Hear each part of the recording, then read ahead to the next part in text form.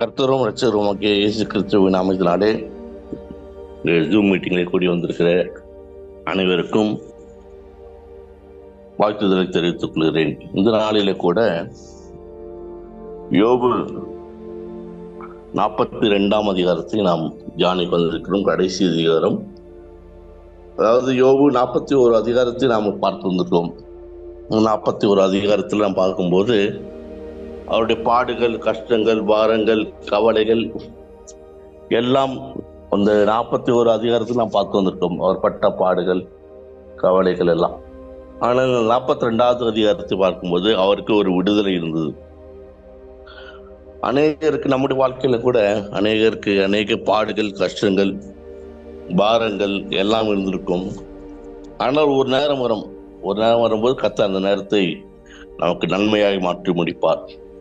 முதல் 2வது வருஷத்தை நீங்க பார்க்கும்போது, தேவரீர் சகலத்தையும் செய்ய வல்லவர், நீ செய்ய நினைத்தது தடைபடாது என்பதை அறிந்திருக்கிறேன் என்றார்.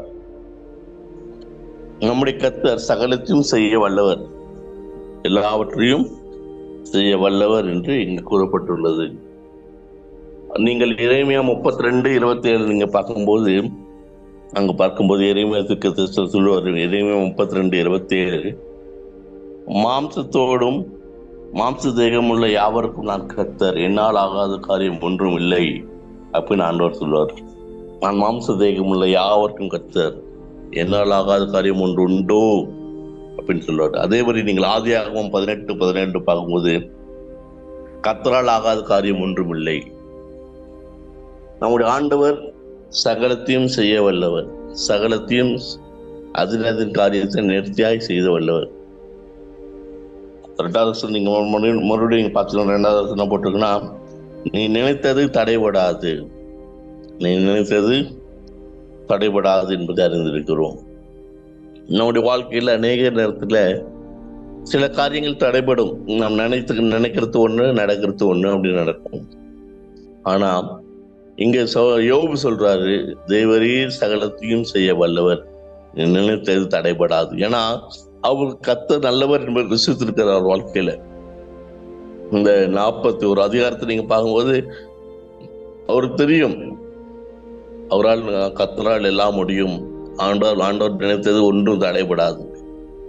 அதே போல நம்முடைய வாழ்க்கையில கூட ஆண்டவர்கிட்ட நாம் சொல்ல கத்துக்கணும், ஆண்டவரே நீ சகலத்தையும் செய்ய வல்லவர், உம்மால் ஆகாத காரியம் ஒன்றும் இல்லை, உம்மால் ஆகாத காரியம் ஒன்றும் இல்லை அப்படின்னு நம்ம சொல்லும்போது கர்த்தர் நம்ம என்ன பண்ணுவார்னா ஆசீர்வதிப்பார். அதுக்கப்புறம் நீங்க சங்கீதம் 34:9 நீங்க பார்க்கும்போது, சங்கீதம் 34:9, அவர் சொல்ல ஆகும், அவர் கட்டளையிட நிற்கும் அப்படிங்க பார்க்கும். அப்ப நம்முடைய தேவன் மகா வல்லமை உள்ளவர், மகா ஐஸ்வர்யம் உள்ளவர், அவரால் முடியாத காரியம் ஒன்றுமே இல்லை. நாம் அவர் என்ன பண்ணக்கூடாது, ஆண்டவர் என்ன பண்ண, எப்பவுமே நம்ம ஆண்டவரை அண்டர் எஸ்டிமேட் போட்டக்கூடாது. ஆண்டவரால் ஆகாது, நம்முடைய ஆண்டவரால் முடியாது அப்படின்னு. அவர் சொல்ல ஆகும், அவர் கட்டளையிட நிற்கும். அப்படி நம்ம ஆண்டவர்கிட்ட கேட்கும்போது ஆண்டவர் சகலத்தையும் செய்ய வல்லவர். அதுக்கப்புறம் நீங்க பார்க்கும்போது வசனம் 3 நீங்க பார்த்தீங்கன்னா, நீர் எனக்கு செவிகொடும், அப்போது நான் பேசுவேன், நான் உம்மை கேள்வி கேட்பேன், நீர் எனக்கு உத்தரவு சொல்லும். இப்ப யோபு சொல்றார், ஆண்டவர் பார்த்த, ஆண்டவரே நீர் எனக்கு செவிகொடும், அப்போது நான் பேசுவேன். நீ என்னுடைய வார்த்தையை ஆண்டவரே நீங்க கேளுங்க, நான் பேசுறேன். இதுக்கு முன்னாடி நீங்க பாத்தீங்கன்னா ஆண்டவர் தான் பேசியிருப்பாரு. ஆண்டவர் தான் யோபு கிட்ட இந்த வார்த்தை சொல்லியிருப்பார். யோபு 38:2 யோபுல பாத்தீங்கன்னா 38:3 நான் உனக்கு பேசுவேன், நீ என்ன பண்ணு, கேளு, நீ பதில் சொல்லு, நான் உனக்கு கேள்வி கேட்பேன், நீ என்ன பண்ணு, பதில் சொல்லு, நீ பதில் சொல்லு அப்படின்னு சொல்லுவாரு. அப்புறம் யோபு 40:7 நீங்க பாத்தீங்கன்னா, நான் உன்னை கேட்பேன், நீ எனக்கு உத்தரவு சொல்லு, நீ எனக்கு உத்தரவு சொல்லு அப்படி என்ன பண்ணு ஆண்டவர் சொல்ற. அப்ப யோபு என்ன சொல்றாருன்னா, இந்த இடத்துல நல்லா பாருங்க. நான் ஆண்டவரே நீர் எனக்கு செவி கொடும், நான் கேட்கிறேன் ஆண்டவரே, நான் கேட்கிறேன் அப்படின்னு சொல்றாரு. அப்புறம் நீங்க 5வது வசனத்தை பார்த்தீங்கன்னா, என் காதினால் உம்மை குறித்து கேள்விப்பட்டேன், இப்போதோ என் கண் உம்மை கண்டது. என் காதினால் உம்மை கருத்து கேள்விப்பட்டேன், இப்போதோ என் கண்ணில் உம்மை கண்டது அப்படி சொல்றாரு. நீங்க இந்த வசனத்துல நீங்க பார்க்க, இதுக்கப்புறம் நீங்க 1-6 வசனத்தை நீங்க பார்த்தீங்கன்னா, கடவுள் அந்த ஆண்டவருக்கு வந்து யோபு வந்து பதில் சொல்றாரு. அதுக்கப்புறம் வசனம் 7 பாத்தீங்கன்னா யோபுவின் நண்பர்களுக்கு கடவுளின் கண்டனம். அதாவது யோபுடைய நண்பர்களுக்கு இல்லையா, அவங்களுக்கு வந்து ஆண்டவர் என்ன பண்றாரு, கண்டனத்தை தெரிவிக்கிறார். வசனம் 7 பாருங்க, 7ஆம் வசனம் பாருங்க. கர்த்தர் இந்த வார்த்தைகளோடு யோபோடு பேசின பின்பு கர்த்தர் தேமானியான எலிப்பாசை நோக்கி, உண்மையிலும் உன் 2 சிநேகிதர் மேலும் எனக்கு கோபம் மூழ்கிறது. என் தாசனாகி யோபு பேசினது போல நீங்கள் என்னை குறித்து நிதானமாய் பேசவில்லை. அப்ப ஆண்டவர் சொல்றாரு, ஆண்டவரை குறித்து நீங்க என்ன பண்ணல, நிதானமாய் பேசவில்லை. என்னை குறித்து நீங்க என்ன பண்ணல, நிதானமாய் பேசவில்லை.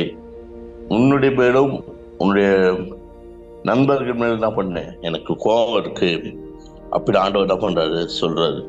அப்ப யோபு அந்த கஷ்டத்திலும் அந்த பாடுகளிலும் ஆண்டவரை குறித்து நிதானமாய் என்ன பண்ணிருக்காரு, பேசியிருக்காரு. நீங்க நல்லா கவனிக்கணும், நம்ம கவனிக்கணும். நம்ம பாடு வரும்போது ஆண்டவரை குறித்து நிதானமா பேசிக்கிறோமா? நல்லா இருக்கும்போது ஆண்டவர் துதிப்போம், நல்லா இருக்கும்போது ஆண்டவர் மகிழ்வோம். கஷ்டங்கள், பாடுகள், பிரச்சனைகள் வரும்போது ஆண்டவரை நம்ம என்ன பண்றோம், நிதானமாய் ஆண்டவரோடு கூட நிதானமாய் இருக்கிறோமா? அல்லது ஆண்டவரே கேள்வி கேட்கிறோமா? ஆண்டவருக்கு ஒண்ணும் தெரியல, ஆண்டவருக்கு கண்ணு தெரியல, காது கேட்கல, அப்படி நம்ம என்ன பண்றோம், கேட்கிறோமா?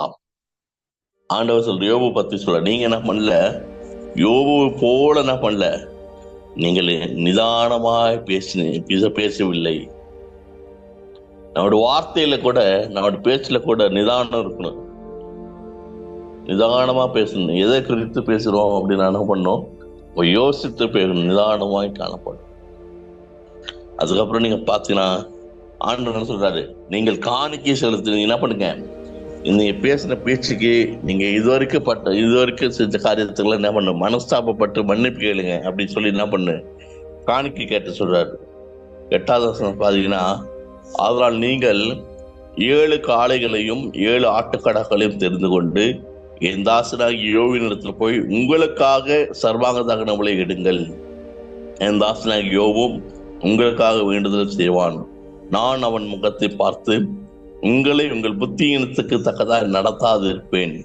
என் தாசனாகி யோபு பேசினது போல நீங்கள் என்னை குறித்து நிதானமாக பேசவில்லை அப்படின்ற 2வது டைம் சொல்ற அதே வார்த்தை வந்து, நீங்கள் என்னை குறித்து நிதானமாய் பேசவில்லை. ஒரு ஊழியக்காரனுக்கு, அதாவது ஒரு கர்த்தருடைய ஊழியம் செய்கிற நமக்கு, ஒரு சபை மூப்பருக்கு, கிறிஸ்தவ நமக்கு நிதானம் என்பது மிகவும் தேவை. ஆண்டவர் 2 டைம் சொல்லியிருக்காரு இந்த வார்த்தை, நிதானமா பேசவில்லை, நிதானமா இல்லை. நமக்கு நிதானம் மிகவும் தேவை, நிதானமா இருக்கணும், பொறுமையோடு இருக்கணும். சில டைம் பொறுமை இழந்து காணப்படுகிற காரியங்கள் வரும், அந்த நேரத்துல நம்ம ஆண்டவர்கிட்ட பலன் கேட்கணும். சொல்றாரு, நீங்க என்ன பண்ணுங்க, யோபு கிட்ட போங்க, யோபு கிட்ட போயிட்டு என்ன பண்ணுங்க, காளைகளையும் ஆட்டுக்கடாக்களையும் எடுத்துக்கிட்டு எனக்காக உங்களுக்காக என்ன பண்ணுங்க, நீங்க என்ன பண்ணுங்க, தகன பலியை இடுங்க அப்படின்னா யோபு என்ன உங்களுக்காக வேண்டுகொள்வாரு. நான் உங்க மேல வரப்பண்ற தண்டனை என்ன வரப்பட மாட்டேன் அப்படின்னு என்ன பண்ற ஆண்டவர் சொல்றாரு.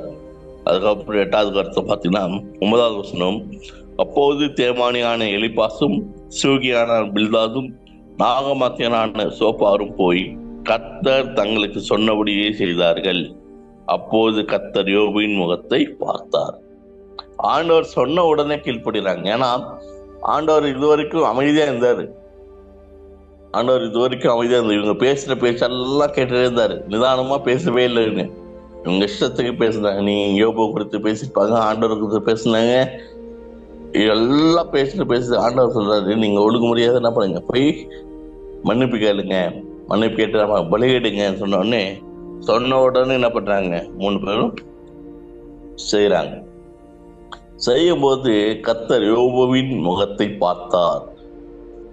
இது ஏன் போட்டிருக்குன்னா, ஆண்டவர் நமக்கு விரோதமாய் உருவாக்கப்படுகிற எந்த இதுவும் வாய்க்காமல் போகும் அப்படின்னு ஆண்டவர் சொல்லியிருக்காரு.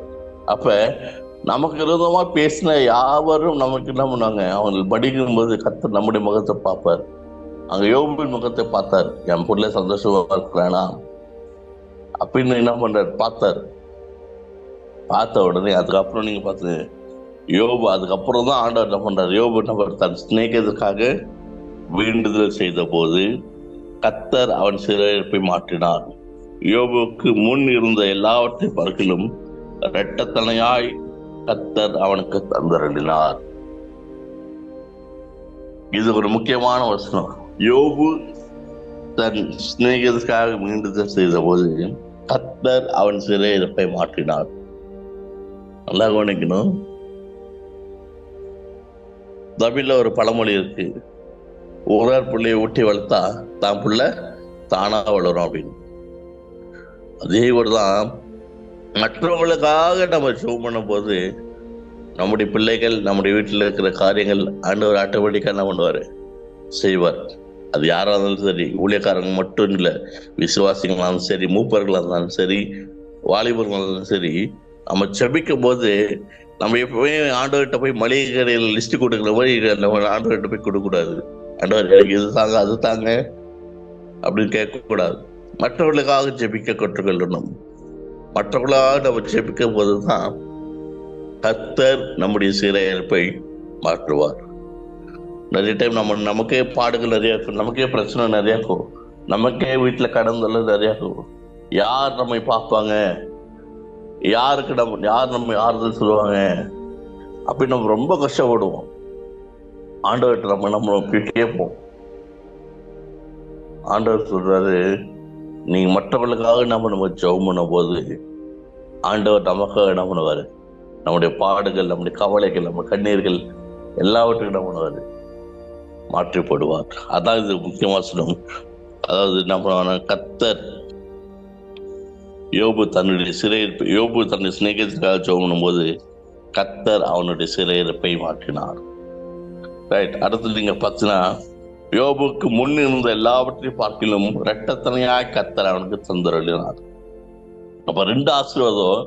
ஒண்ணு, நம்ம மற்றவர்களுக்காக ஜெபம் பண்ணும்போது நமக்கு எல்லா காரியங்களும் மாறும். 2வது, நமக்கு நாம் இழந்த எல்லா காரியத்தையும் கர்த்தர் இரட்டத்தனையாய் தருவார். யோபுக்கு அதான் நடந்தது. 1ஆம் அதிகாரத்துல நீங்க பாத்தீங்கன்னா, யோபு 1ஆம் அதிகாரத்துல ஊர் தேசத்திலே அப்படின்னு போட்டிருக்கும். அந்த தேசத்திலே மிகவும் பணக்காரனான யோபு அப்படின்னு ஆரம்பமாகும். இன்னைக்கு நம்முடைய தேசத்துல மிகப்பெரிய பணக்காரர் இருக்கிறாங்க, உலகத்துல மிகப்பெரிய பணக்காரர்கள் இருக்காங்க. ஆனா அன்னைக்கு வேதத்தின்படி சொல்லப்பட்டுள்ள அந்த தேசம், ஒரு தேசத்திலே மிகப்பெரிய பணக்காரர் யோபு தான். அப்ப அவ்வளவு பெரிய பணக்காரர். கிட்டத்தட்ட இப்ப நம்ம சொல்ல வர இந்தியாவில் இருக்கிற அனில் அம்பானி, முகேஷ் அம்பானி மாரி அந்த காலத்துல அவ்வளவு பெரிய பணக்காரர்.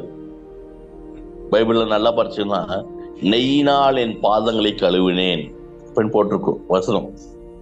நெய்யினால் என் பாதங்களை கழுவினேன், என் காலை கழுவினான் நெய்யினால். அந்த அப்படிப்பட்ட சீர் இருந்தா நல்லாவா இருக்குன்னு யோபு சொல்லுவார். அவ்வளவு பெரிய பணக்காரர் நெய்யினால் கால கழுவுறாருன்னா அப்ப பாத்துக்கோங்க. இன்னைக்கு 250 ml நெய் நம்மளால வாங்க முடியறதில்ல. ஆனா அந்த காலத்துல நெய்யில என்ன பண்ணாரு, கால கழுவுறாரு.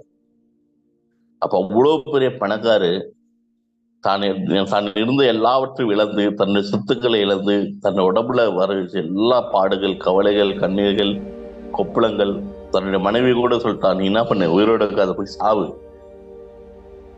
அப்படின்னு போய் சொல்லியாச்சு. அந்த நேரத்துல கூட ஆண்டவர் தூஷிக்காம, ஆண்டவர் யோபு சொல்றாரு, பைத்தியக்காரரை பேசாத, ஆண்டவருக்கு நன்மையை பெற்ற நாம் தீமையும் பெற வேண்டாமோ, ஆண்டவர்கிட்ட நன்மை பெற்ற நாம் தீமையோ பெற வேண்டாமோ அப்படின்னு சொல்லிட்டு, கர்த்தர் கொடுத்தார், கர்த்தர் எடுத்தார், கர்த்தரோட நாமத்துக்கு ஸ்தோத்திரம் சொல்றாரு. இந்த யோபுடைய வார்த்தைகள்லாம் நீங்க பார்க்கும்போது ஒரு வார்த்தையிலும் ஆண்டவர் என்ன பண்ண ஆண்டவர் தன் உதடுகளால் என்ன பண்ண ஆண்டவர் தூஷிக்கல.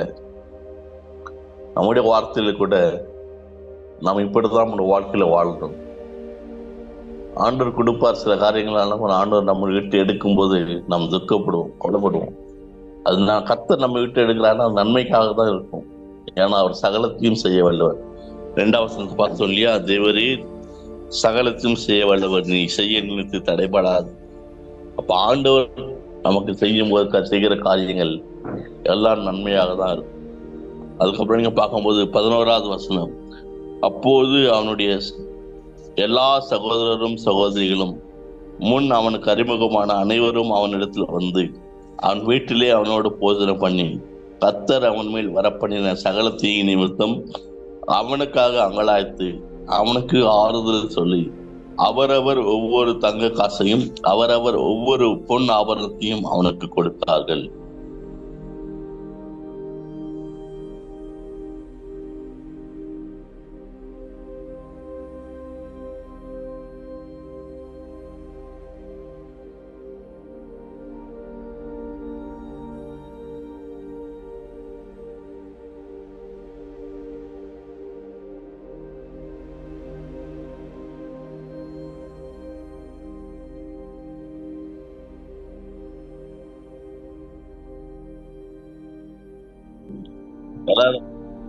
தங்கச்சி எல்லாம் வராங்க, பக்கத்து வீட்டுக்காரங்க வராங்க, எதிர் வீட்டுக்காரங்க வராங்க,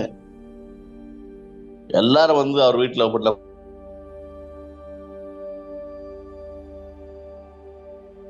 எல்லாருக்கும் விருது கொடுக்கிறார். யோபு எல்லாருக்கும் விருது கொடுக்கிறார். எல்லாரும் விருது கொடுத்து எல்லாரும் என்ன பண்றாங்க, அவங்களுக்கு ஆறுதல் சொல்லி யோபுக்கு ஆறுதல் சொல்றாங்க. இது வரைக்கும் ஏற்பட்ட பாடுகள் கஷ்டங்கள் எல்லாத்துக்கும் என்ன பண்ணாங்க, ஆறுதல் சொல்லி தங்களால் ஆன காணிக்கை என்ன பண்றாங்க, தராங்க. பொன் ஆபரணம், வெள்ளி ஆபரணத்தை தராங்க. இன்னைக்கு நம்முடைய வாழ்க்கையில கூட நம்ம நிறைய பேர் நம்ம கிட்ட இருப்பாங்க, அப்படியேதான் வருவாங்க. நம்ம கஷ்டப்படும் போது யாரும் நம்ம விட மாட்டாங்க, தூக்கி விட மாட்டாங்க. கஷ்டப்படும் போது யாரும் தூக்கி விட மாட்டாங்க. அந்த நேரத்துல நம்மளை யாராவது தூக்கி விட்டா நல்லா இருக்குமோ அப்படி நம்ம நினைப்போம். ஆனா அப்படி முடியாது. நம்ம நல்லா இருக்கும்போது, நம்ம கிட்ட நல்லா இருக்கும்போது, பணம் இருக்கும்போது, ஆண்டவர் நம்ம ஆசீர்வதிக்கு நம்ம தேடி ஒரு கூட்டமே வரும். அதனால நம்ம இந்த காலத்துல நம்ம என்ன பண்ணோம், ஜாக்கிரதையா இருக்கு. அடுத்து 12வது வருஷத்தை பார்த்தீங்கன்னா, கர்த்தர் யோபுவின் முன்னிலைமையை பார்க்கிலும் அவன் பின்னிலைமையை ஆசீர்வதித்தார். கர்த்தர் யோபுவின் ரெட்டை ஆசீர்வதிக்கிறார். வசனம் சொல்றது, யோபுவின் முன்னிலைமையை பார்க்கிலும் அவருடைய பின்னிலைமையை கர்த்தர் ஆசீர்வதிக்கிறார்.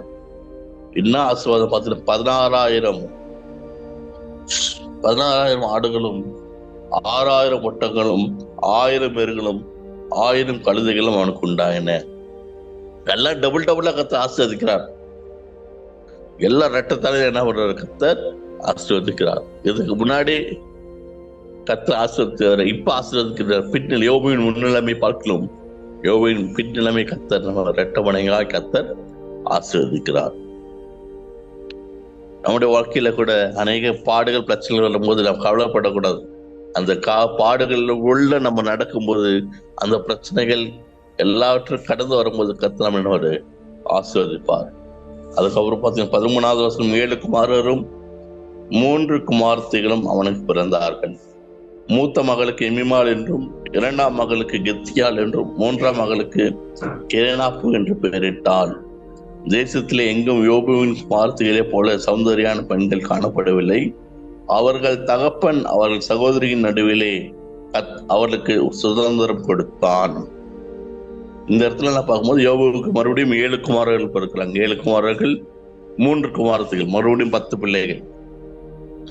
ஆனால் இந்த இடத்துல பார்க்கும்போது என்ன டிஃபரெண்ட்னா, அந்த 3 குமார்த்திகளை போல, யோபுவின் 3 குமார்த்திகளை போல அந்த தேசத்திலே யாரும் என்னமோ இல்லையா, அவ்வளோ கர்த்தர் தேசத்தின் அந்த தேசத்துல அந்த பிள்ளைகளே அந்த யோபுவின் குமார்த்திகளை கர்த்தர் அவ்வளவு பெரிய சௌந்தரியங்களா என்ன பண்ணாரு, சிருஷ்டித்தார். அப்ப யோபு அந்த இடத்துல என்ன பண்றாருன்னா, தன்னுடைய குமார்த்திகளுடைய சகோதரருக்குள்ளே அவர்களுக்கு என்ன பண்ண சுதந்திரம் கொடுத்தான்.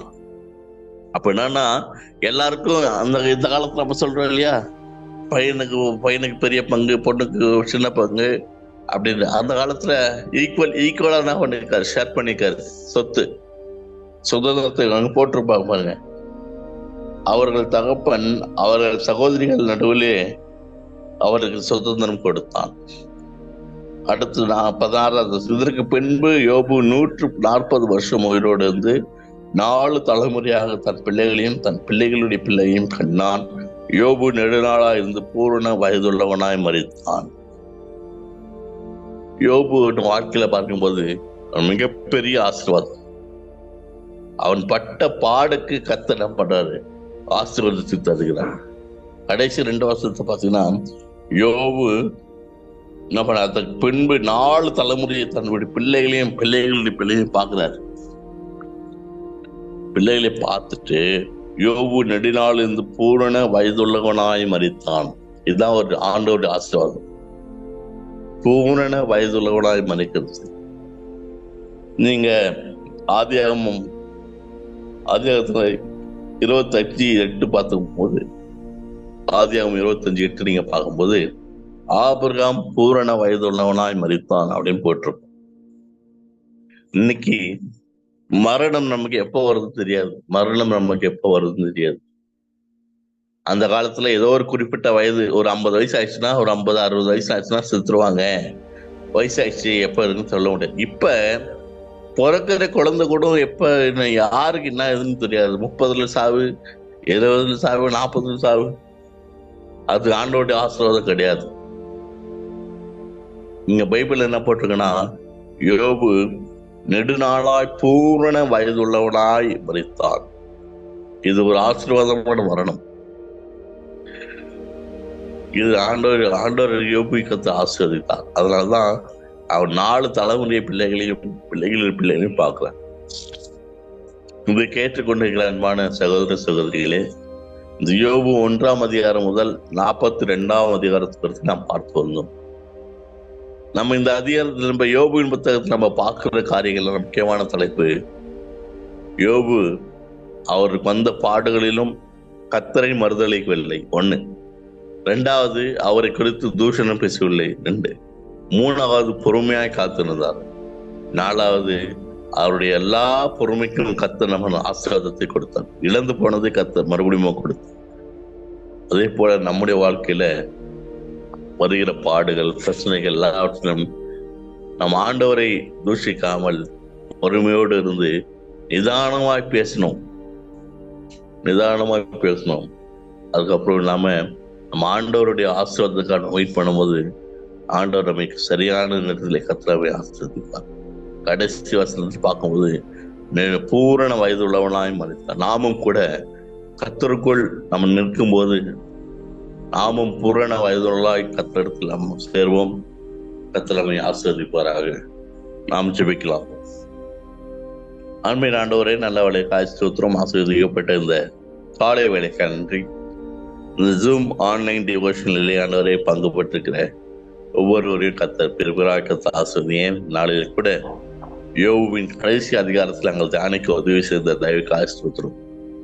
அப்பா, யோபின் வாழ்க்கையிலே நாங்கள் கற்றுக்கொண்ட பாடத்தை எங்களுடைய வாழ்க்கையிலும் நாங்கள் நடைமுறைப்படுத்த உதவி செய்யும். ஆண்டவரே, அவர் பொறுமையாக இருந்தார், நிதானமாக இருந்தார், கர்த்தருக்கு விரோதமாய் பேசவில்லை. ஆண்டவரே, உமக்கு விரோதமாய் காரியங்களை செய்யவில்லை என்று பார்த்தோம். அவனுடைய பொறுமைக்கு, அவனுடைய நிதானத்துக்கு நீர் கொடுத்த ஆசீர்வாதத்தை நாங்கள் பார்த்தோம். எங்களுடைய வாழ்க்கையில கூட எங்களுக்கு வருகிற எல்லா சகலமான பிரச்சனைகளுக்கும் நாங்கள் கடந்து வரும்போது எங்களுக்கு தேவையான பொறுமையும் நிதானத்தையும் தாருங்கள். நாங்கள் உண்மை தூஷிக்காதபடி, உங்களுடைய நாமத்தில் நாங்கள் ஆண்டவரை தூஷிக்காதபடி எங்களுக்கு கட்டுத்தார். கிருமி எங்களோடு தொடரும். விசேஷமானவரை இந்த கல்வாரி சாப்பிட ஊழியத்தோடு கருத்தில் ஒன்றும் ஆனால் இந்த ஊழியத்தை இது வரைக்கும் தாங்கி வலியுறுத்த வந்த தேவனையே அங்கிள் ஆண்டி ஆசீர்வதிங்க, குடும்பத்தை ஆசீர்வதிங்க, அவட பேர பிள்ளைகளை இருக்கிறது ஆசீர்வதிங்க. இன்னுமா இந்த ஊழியத்தை எடுத்து வல்லமாக எடுத்து பயன்படுத்துங்க. ஆண்டவரை இன்னும் அநேக 1000 ஜனங்களுக்கு அதோடைய ஆண்டவருக்கு உபயோகம் உள்ள பாத்திரமாக கத்தை எடுத்து பயன்படுத்துங்க. ஆண்டவர் இது ஆன்லைன் டிவோஷனில் பங்கு பெற்றிருக்க ஒவ்வொரு ஊழியக்காரர்கள், விசுவாசிகள், முப்பவர்களும் கருத்து சொல்கிறோம். ஆண்டவரே, யாராவது வியாதியோடு கண்ணீரோடு பிரச்சனையோடு இருப்பானால் இயேசுவின் வல்லமையுள்ள கரத்தினால ஜெபிக்கிறேன் ஆண்டவரே. இப்போது வியாதிகள் மாறட்டும் ஆண்டவரே, இப்போது கஷ்டங்கள் மாறட்டும். இப்போது சமாதானம் இல்லாத காரியங்கள் கர்த்தர் சமாதானத்தை கட்டளையிட வேண்டுமா ஜெபிக்கிறோம் ஆண்டவரே. என் நாமத்தை பிரசாபப்படுத்த எந்த இடத்துல நான் வந்து ஆசீர்வதிப்பேன் கர்த்தர். இந்த பிள்ளைகளை கர்த்தர் ஆசீர்வதிக்கிறார் ஆண்டவரே. கர்த்தர் சிஷ்யமானவர் இன்னுமாய் வேதத்தில் அறிகிற அறிவில் வளர உதவி செய்யும் ஆண்டவரே. சிஷ்யமாய் இந்த நாளை உள்ள கருத்துடுகிறோம். நாளில் எங்கள் செய்கிற எல்லா வேலையிலும் கர்த்தருடைய பிரசனம் எங்களோடு கூட இருந்து காத்து வழி நடத்துமாச்சு. பெரிய காரியங்களை செய்ய ஆசீர்வதி. இயேசு கிறிஸ்துவின் நாமத்தினாலே ஜெபிக்கிறோம் நல்ல பிதாவே. ஆமென்.